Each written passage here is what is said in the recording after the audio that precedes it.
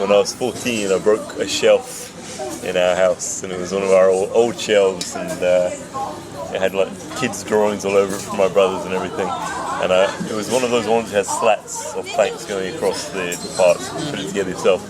And I broke one of them, and I knew my dad would be pretty pissed off. So I went to the shed, and I found similar types of wood.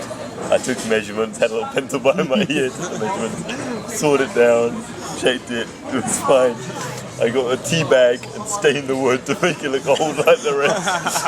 And I got some colouring pens and I drew like a child all over them to mimic what was there before, and replaced it perfectly. My parents didn't realise, but I was so proud of what I had done. You told them? I told them. Look what I did, I accomplished. No. My dad was pretty proud as well. Wow. That's incredible. Yes. Well, this is... We didn't have anything valuable. It's empty? Yes. Empty. Finished. Oh. Yes. Teshkilash. Or sentimental value, but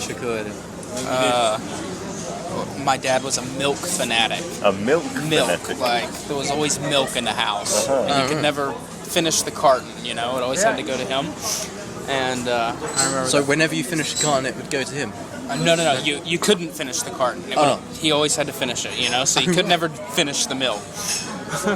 And did you have a pet cow? Or? No, it was my dad was the pet cow.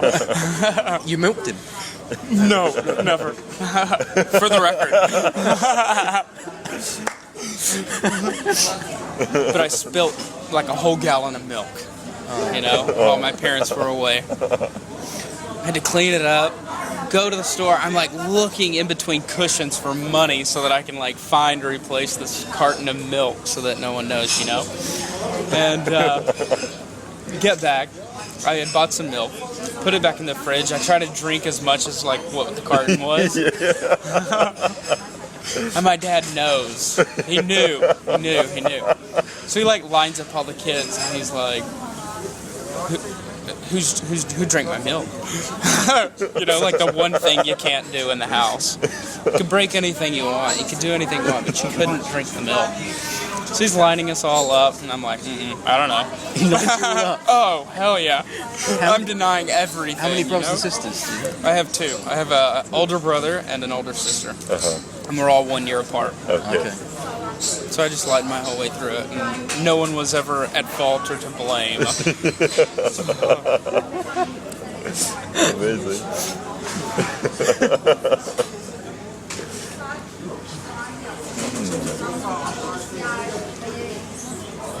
Oh yeah, so we've just stepped into our distant past, bit of regression.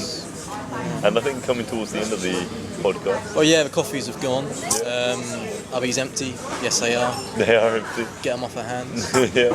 I find here that people drink their tea and coffee really quickly. Yeah, very. The tea especially. Yeah. For me it's too hot, they down it. Me too. They go for it. But they sit around for hours though, don't they? I think they must have several. I read today that Turkey is the biggest reader of newspapers. Oh really? They devote more time to reading newspapers than any other country. So Turkey or turkeys? Turkey. Not Norfolk turkeys Blacks. from Norfolk, yeah. Oh right. Yeah. So is that a good thing or a bad thing? Well, I think they just sit around for hours reading. I think it's probably quite a good thing as long as what they're reading is good quality. It's good for the government. But yeah, come towards the end. I think we should... Shall we wrap things up? Well, I think we should give Talking Texan a chance to shine. Okay, so... What can you bring to us, Talking Texan? About It's your part of the show.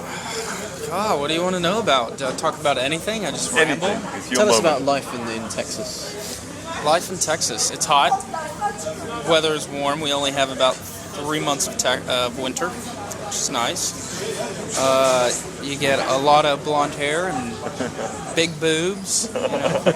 Breast implants are big in Texas.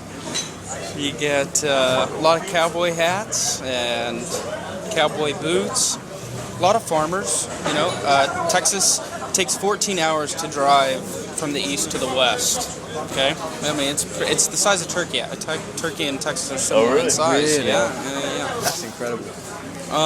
The only liberal city is Austin. You know, you get parts of it in Dallas. Other than that, it's pretty conservative.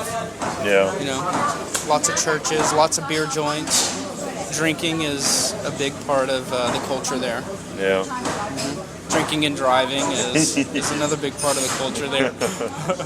Taxis don't exist so much. Yeah. So we have a law there. It's 3 strikes and you're out. If you're pulled over 3 times for drinking and driving, you go to prison. Yeah. Yeah. It's funny, 3 strikes and you're out. But you have that for a lot of things, don't you? I heard one story, I don't know if it's true, but one of a story, but an Hang on a example. minute, this is talking Texas, not talking Just Oxford. getting an idea that you could be found guilty of any kind of small crime and still be put in prison after 3 strikes for quite a long time, irrespective of what the crime is. So I mean, well, the story I heard, example, people stealing things like cookies from shops Yes. and still being put in prison for a big long time. Absolutely. Absolutely. Quite amazing. It's pretty ridiculous. Well, and too, like, you know, the death penalty is still big there. Yeah. Especially in Texas. You done US took in 3 general. cookies, boy. You are sentenced to death by electrocution. We do the gas chamber now. Much more humane. Or lethal injection, I think. Lethal Okay. injection. But I find that like really interesting because, you know, it's a very conservative state, Yeah. you know, and it's pro-life as opposed to pro-choice, yet, you know, they want to kill people. Yeah. Yeah. Always, you know, let's not rehabilitate people, let's kill them Yeah. because they've wronged. So, But it's still quite biblical. yeah. So, if you take on that part of it, yeah.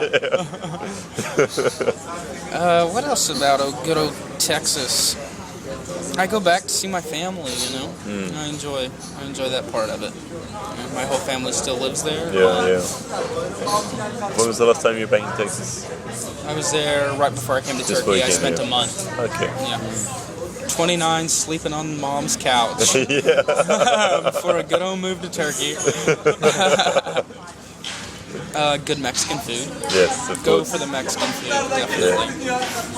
Shiner Bock, if you're ever going to have a good Texas brewed beer, have a Shiner Bock. Shine of what? Sounds good. It's You get a lot of moonshine? dark beer. Or is that? Yeah, I mean, the older generation still makes their moonshine. It's illegal, of course, but Yeah. we all drink it. Yeah.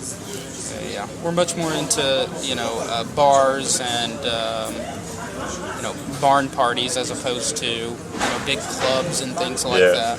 Barn dance. Yeah. Good barn drinking. Find a haystack to hide behind, that type of thing. So on this, well, I think is it almost Friday now? What's the time, Alex? I think it must be Friday morning. yeah. Is it Friday morning? Early hours of Friday morning. Oh, it's now approaching midnight. So Wow. if you could say one thing, Corydon, on the cusp of Friday morning, what would that one thing be? Sum up your Thursday, ready for Friday.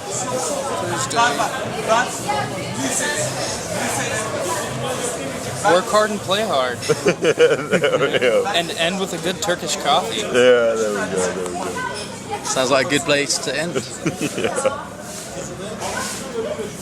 It's goodbye from all of us. Yeah. See you later. Right. Cheerio. Thank you, Corydon. How do you say goodbye in Texan? Goodbye. Goodbye. See y'all later.